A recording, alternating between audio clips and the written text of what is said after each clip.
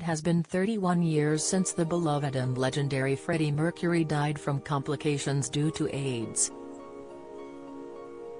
Although the Queen singer was aware of his diagnosis 4 years prior to his passing at the age of just 45, he spent much of those years hiding it from friends and family. And, despite his bandmates knowing something was not right with their friend of more than 20 years, Mercury only shared the full extent of his battle with the terrifying illness with a select few. One of these people was Queen guitarist Brian May, who later revealed the moment Mercury had told him about his debilitating illness, showing him just how much AIDS had ravaged his body.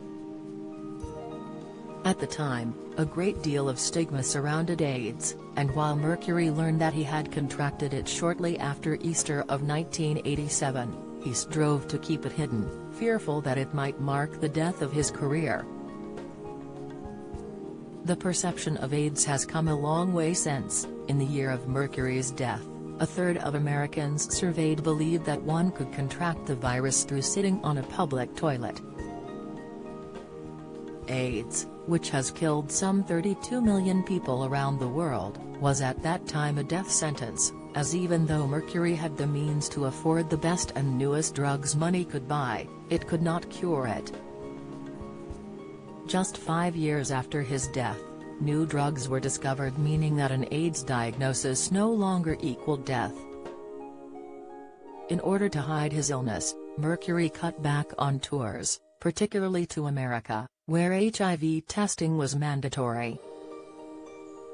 Queen's last ever live show had been at Knebworth Park in 1986, and despite releasing the Miracles album, Mercury insisted that he did not want to tour because he wanted to break the cycle of releasing an album followed by a world tour again and again.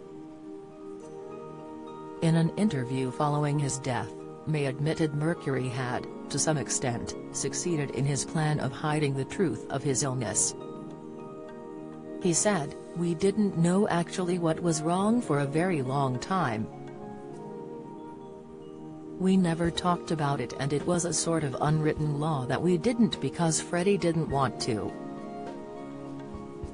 Although Mercury shied away from the public for the 2 years prior to his death, his last public appearance with Queen was at the 1990 Brit Awards. He did at one point reveal just how badly he was suffering. In an interview with The Times in 2017, May revealed that AIDS had led to Mercury's foot wearing away. He said, "The problem was actually his foot, and tragically there was very little left of it. Once, he showed it to us at dinner. And he said, 'Oh Brian, I'm sorry I've upset you by showing you that.' And I said, 'I'm not upset, Freddie, except to realize you have to put up with all this terrible pain.'" When Mercury knew the end was near, he decided to take matters into his own hands. Rumors had circulated with The Sun previously reporting that Mercury, who would have been 76 on November 24, had been tested for HIV/AIDS in the 80s. Just 24 hours before his death on November 24, 1991, Mercury finally went public, releasing a statement through his publicist, Roxy Meads, revealing that he had been battling AIDS. It read, "Following enormous conjecture in the press, I wish to confirm that I have been tested HIV positive and have AIDS. I felt it was correct to keep this information private in order to protect the privacy of those around me. However, the time has now come for my friends and fans around the world to know the truth, and I hope everyone will join with me, my doctors, and all those worldwide in the fight against this terrible disease." At his Garden Lodge home in Kensington, London, where he once hosted exuberant parties for 200 people, Mercury died, surrounded by his cats and long-term partner, Jim Hutton.